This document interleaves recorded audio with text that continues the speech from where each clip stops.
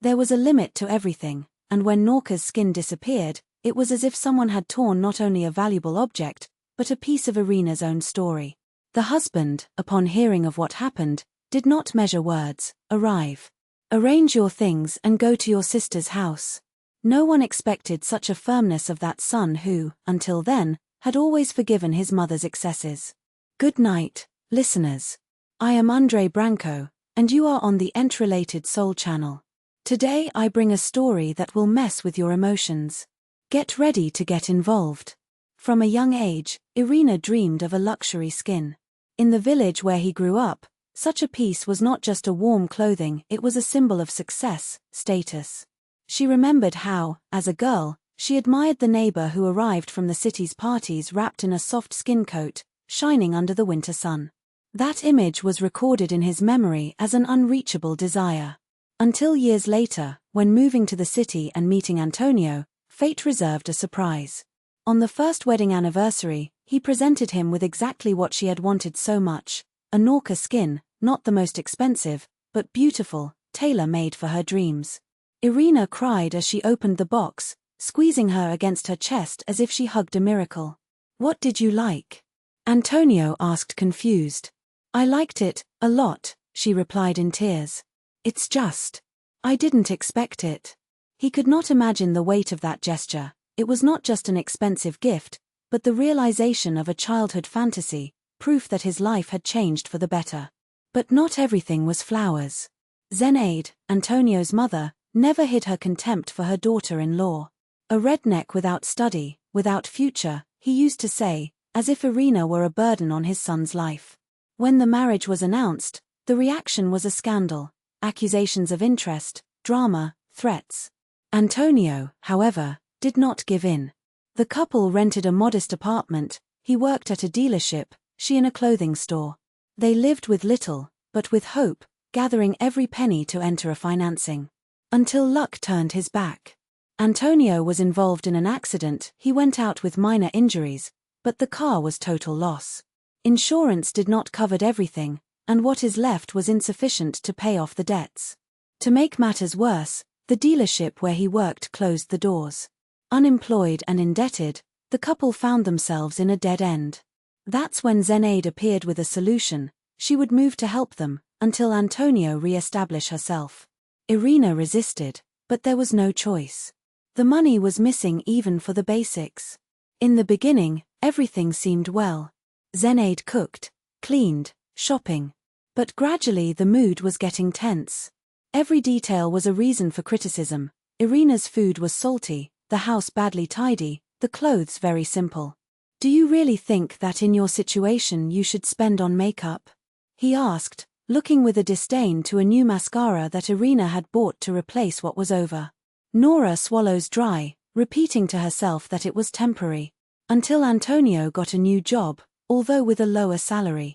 It looked like the beginning of the resumption.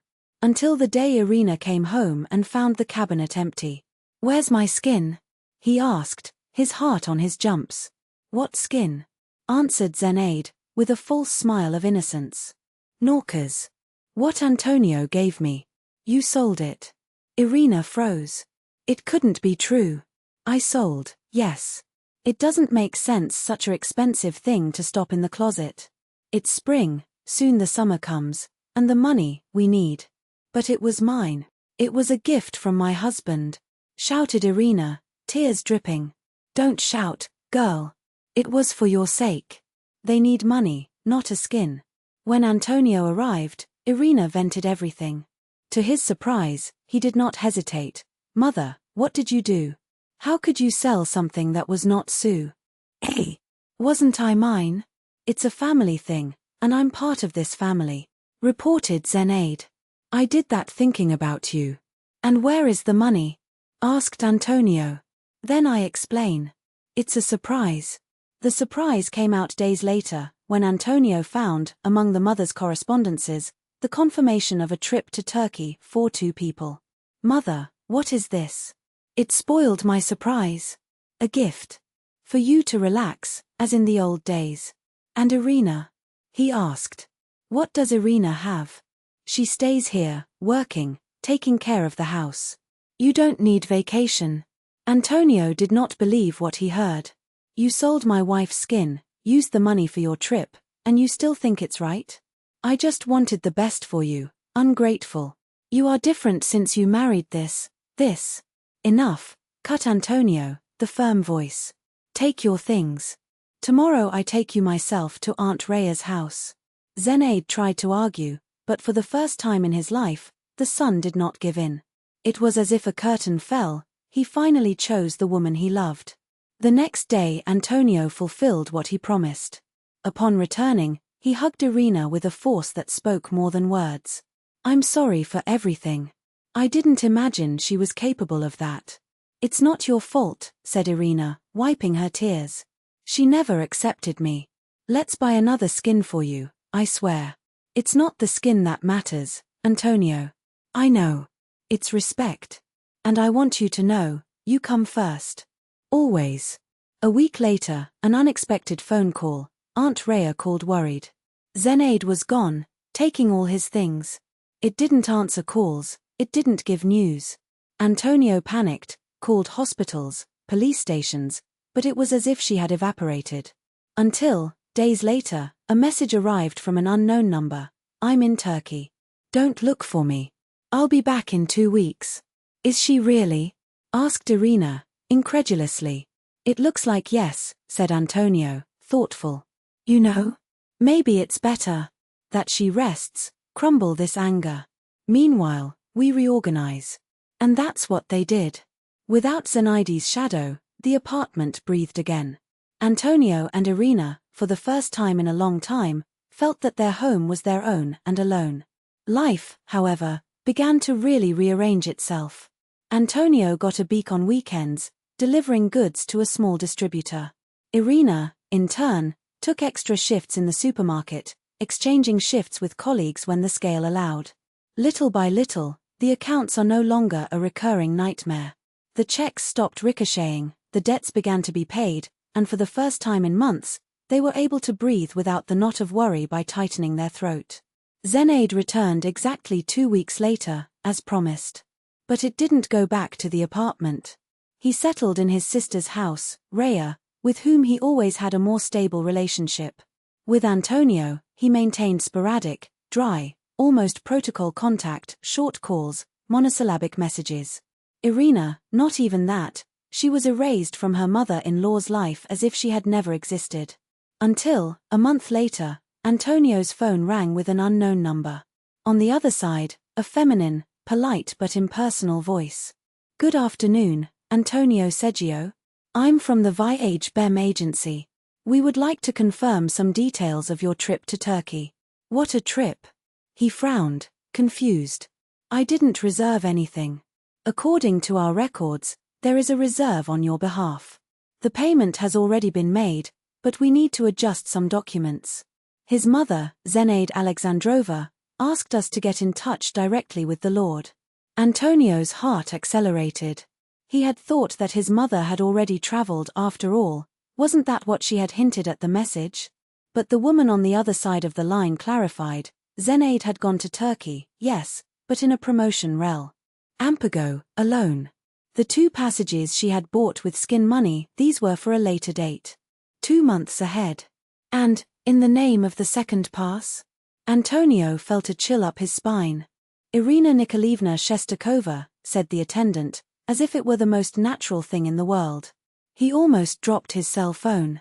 Not in his name and that of his mother, as he had imagined. No, at his and Irina's. That night sitting at the kitchen table, Antonio repeated the word conversation for word to his wife. Irina heard in silence, her fingers playing with the edge of the cup of cold tea. I don't understand, he admitted finally. Why would she do that? Let's find out, said Antonio, with a tone that left no room for discussion. They went to Aunt Rhea's house the next day. Zenaid received them on the door with an expression that mixed disdain and tiredness, as if his presence were an inevitable nuisance. What do you want now? He crossed his arms. They expelled their mother from home, now what? Did they come to brag?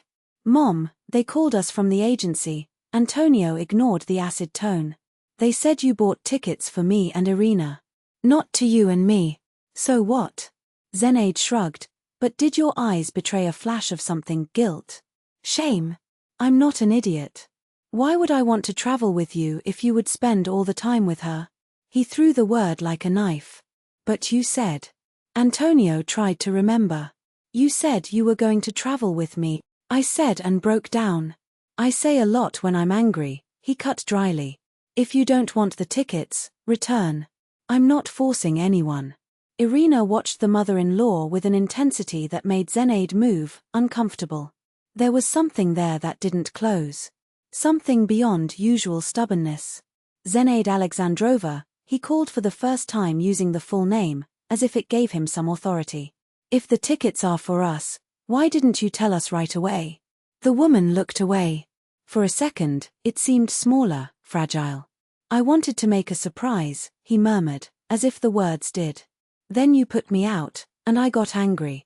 But, hesitated. But the intention was good. You said the tickets were for you and me, Antonio insisted, as if it changed something. Said and did not say. Now will they charge me every word? He exploded, but the fury sounded empty, like an echo of something that no longer existed. They came out more confused than when they arrived. On the way back, Irina was looking out the bus window, her fingers still shaking slightly. I think she really wanted to give us a gift, he said finally. But something went wrong halfway. Maybe you were afraid that we would refuse. Or that we thought it was a way to buy our forgiveness through the skin. It doesn't justify what she did, Antonio squeezed his fists. Don't justify, Irina agreed, putting her hand on his. But maybe we should give her a chance. And that's how, against all expectations, Zenaid Alexandrova was sitting at their table the following week for a dinner Irina prepared with almost ceremonious care. The tension was palpable, every fork, every word, seemed to weigh tons. Until Irina served the tea with a homemade piece of, still hot. Okay, Zenaid admitted reluctantly after the first fork. You learned to cook.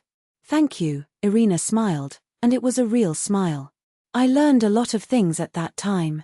Later, when Antonio went out to smoke on the porch, Zenaid and Irina were alone in the living room. And then, without warning, the mother-in-law broke the silence. Don't think I wanted to hurt you, he said, looking at his hands. I just wanted to help. I know, Irina nodded. But you could have spoken, he added soft. Speak what? Zenaid laughed, bitter. What did you sell your skin to buy tickets? You. I would not accept such a gift. I wouldn't accept, Irina was honest. Because it was my skin. And only I could decide what to do with her. You don't understand, Zenaidi's voice trembled. I saw how you killed themselves to work, how Antonio was running out. He needed rest. You needed. But not at the expense of your skin. It's not just the skin, Zenaid Alexandrova, Irina held her eyes. It's respect. You can't decide for me. Silence. Long, heavy. Until the mother-in-law sighed, as if she carried the world on her back. You know, he started slowly. When I was in Turkey, I thought a lot about you. In you, in Antonio, in me. I did everything for my life for my son. And now he's an adult. It has your own family. And me. Swallowed. I feel left. You're not left, Irina answered, without hesitation. You are his mother.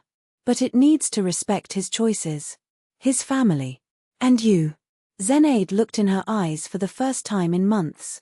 Do you respect me? I try, Irina didn't go back. But when you treat me as if I didn't exist, it's hard. Antonio returned to the room at that moment, as if he felt the change in the air. He looked at the two women who mattered most in his life, one, his wife, the other, his mother, and for the first time in a long time, saw something that looked hope. What are you talking about? He asked cautiously. About mutual respect, said Irina. And after a break, and over the passages to Turkey. Zenaid Alexandrova shrugged, as if it were no big deal. If you want to go, go. It is your choice. And against all the probabilities they were.